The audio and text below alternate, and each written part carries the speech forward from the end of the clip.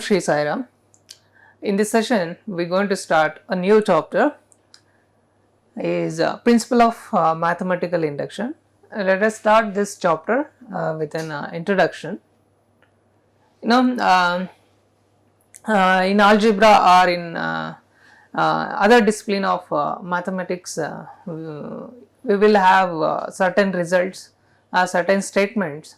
Those statements which are formulated in terms of n, where n is a natural number or n positive integer or an integer.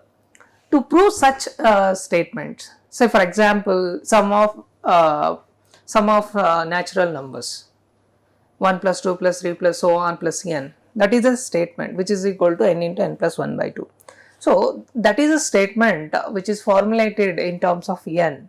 To prove that statement, the well suited principle to use based on the specific technique is known as a principle of mathematical induction. Understand?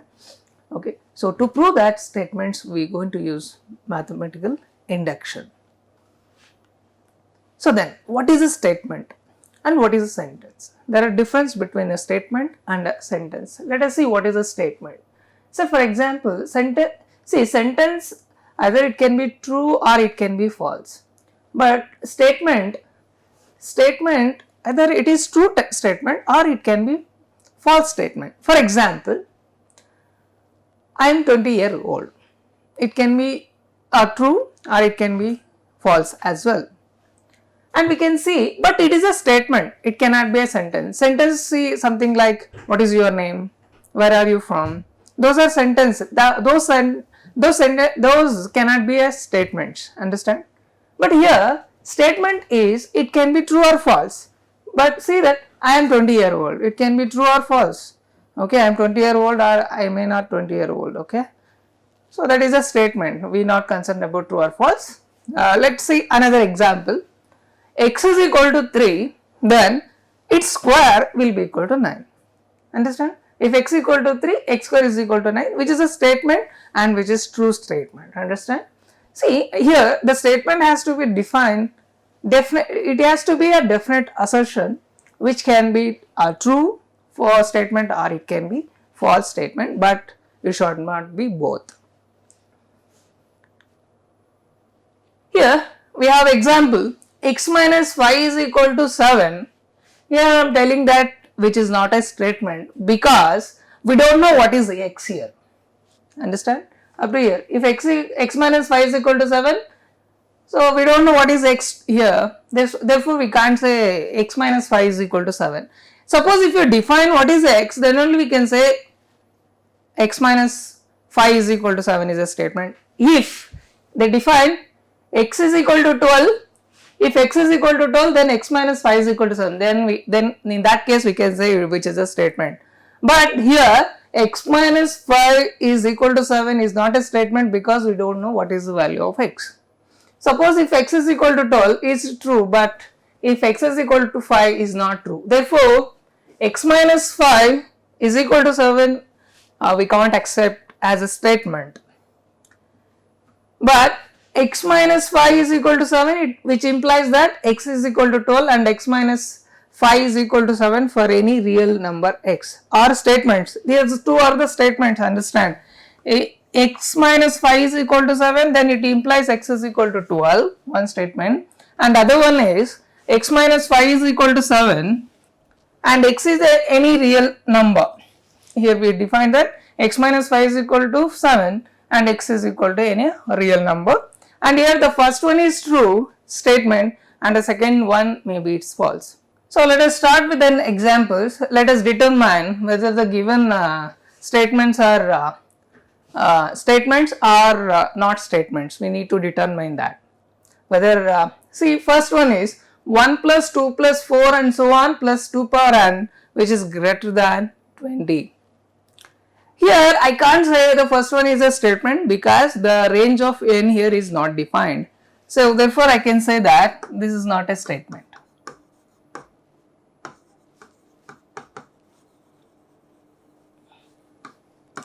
And look at the second one, whether it is true or false. First we look at that.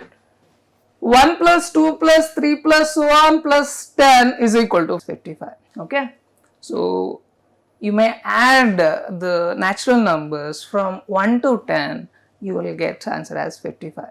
Understand? So this is a true and this is a statement. Yes, this is a statement.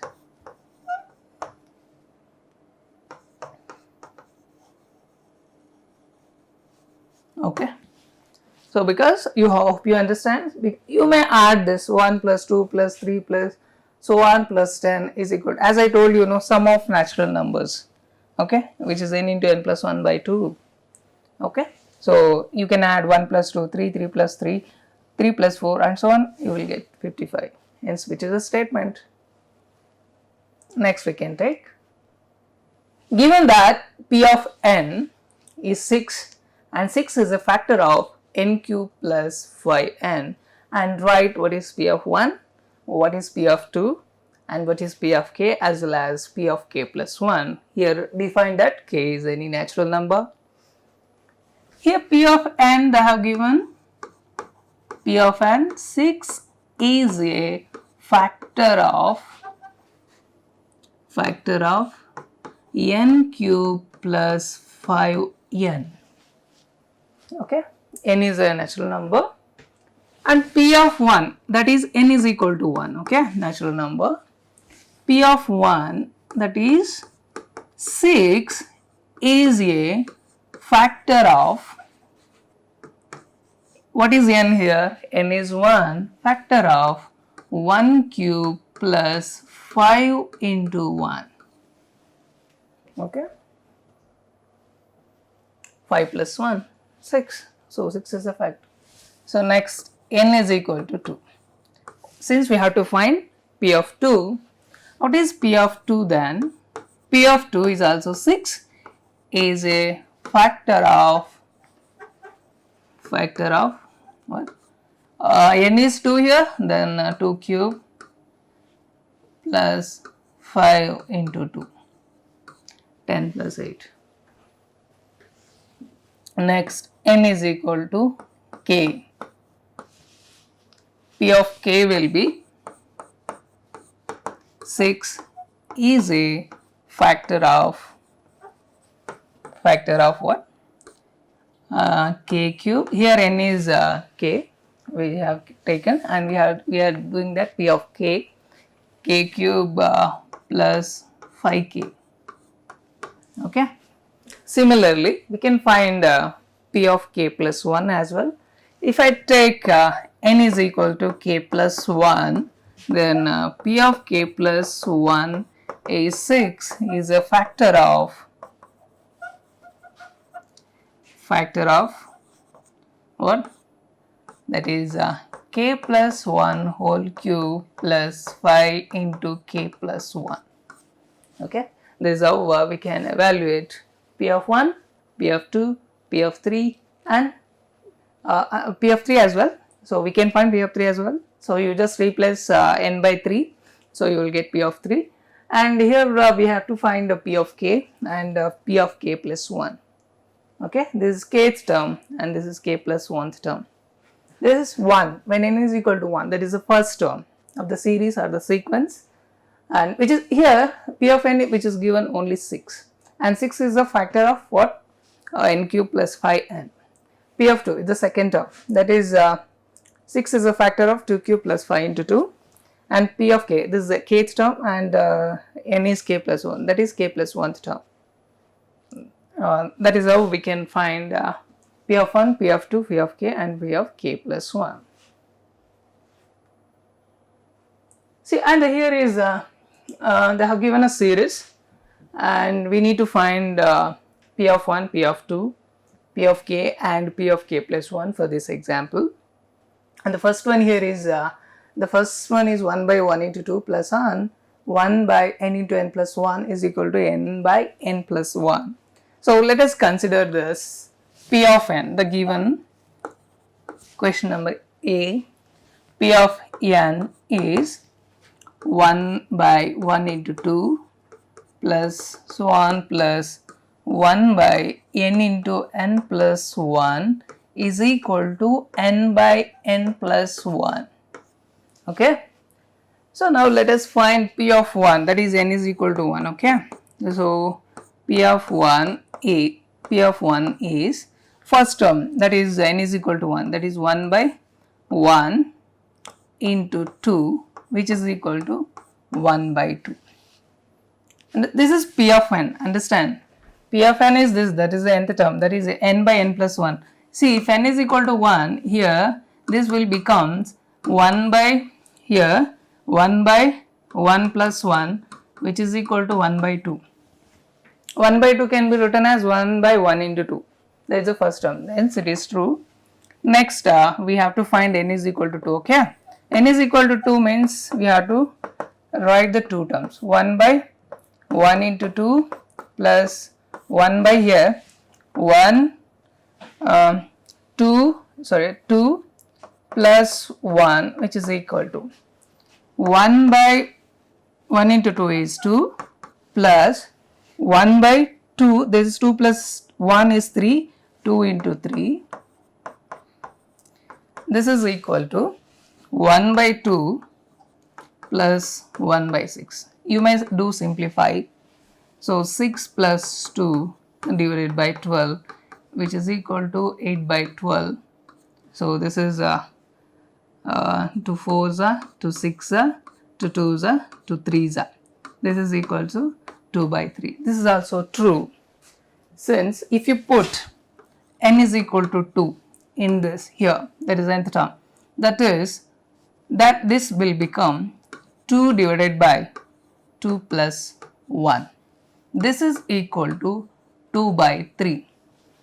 Hence it is true.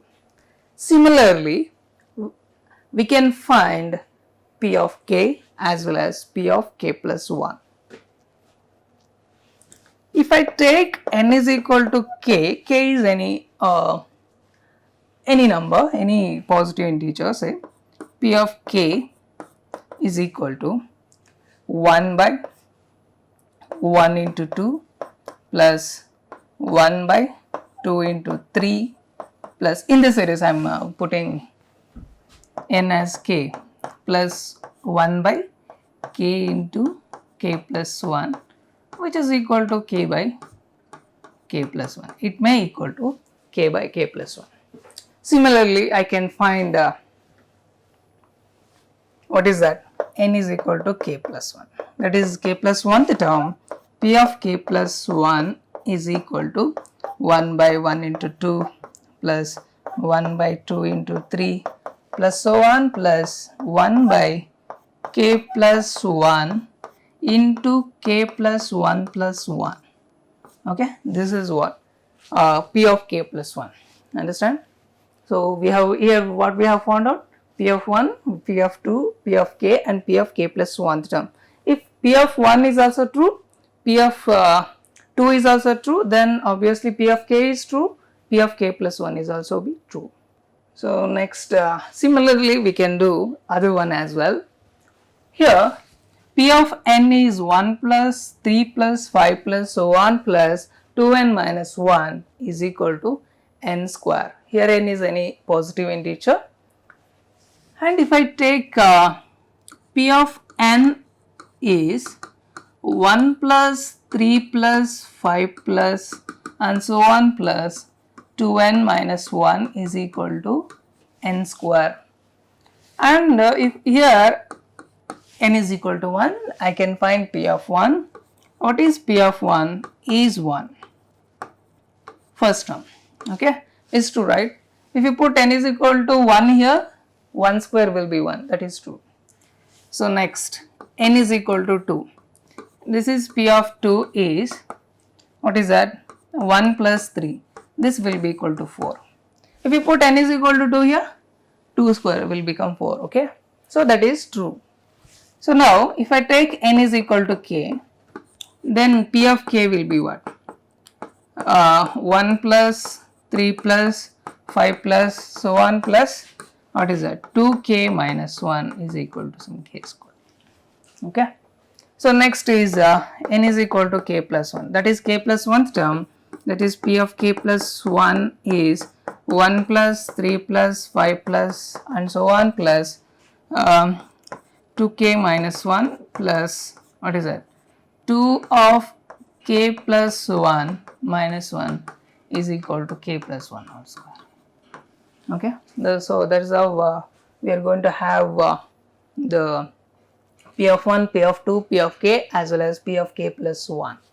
Okay, so this is how we can write the different p of 1, p of 2. This helps us to prove the given statements. Understand?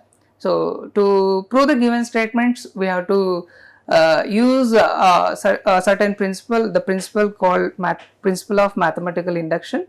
So in coming problems, we are going to use this. We are going to prove the given statements step by step, like say p of 1, p of k and p of k plus 1. We have to prove all the statements to be true, then only the given statement is true, then only we can able to prove it. So in the next session, we are going to prove give mathematical statements using principle of mathematical induction. So we will discuss how to prove the given statements using mathematical induction. We will discuss that in the next class. Till then, thank you. Sai Ram.